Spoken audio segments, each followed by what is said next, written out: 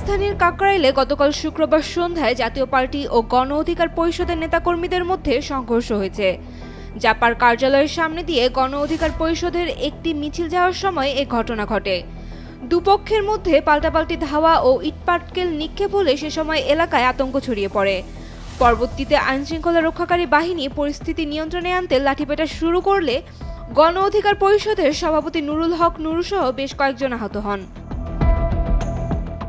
সব মশার বিরুদ্ধে সুরক্ষা দিতে এলো বসুন্ধরা এক্সট্রিম অ্যারোসল, মশার বিরুদ্ধে এক্সট্রিম সুরক্ষা। নুরুল হক নূরের ওপর হামলা এবং কাকরাইলে সংঘটিত সহিংস ঘটনার তীব্র নিন্দা জানিয়েছেন বিএনপির ভারপ্রাপ্ত চেয়ারম্যান তারেক রহমান। শুক্রবার রাতে নিজের ভেরিফাইড ফেসবুক পেজের এক পোস্টে তিনি নূরের দ্রুত সুস্থতা কামনা করেন এবং এই ঘটনায় আইনানুগ তদন্তের জন্য সরকারের প্রতি দৃঢ় আহ্বান জানিয়েছেন। হামলার বিষয়ে গণ অধিকার পরিষদের অভিযোগ, জাপার কার্যালয়ের সামনে দিয়ে তাদের মিছিল যাওয়ার সময় হঠাৎ জাপার কর্মীরা তাদের উপর হামলা চালায়।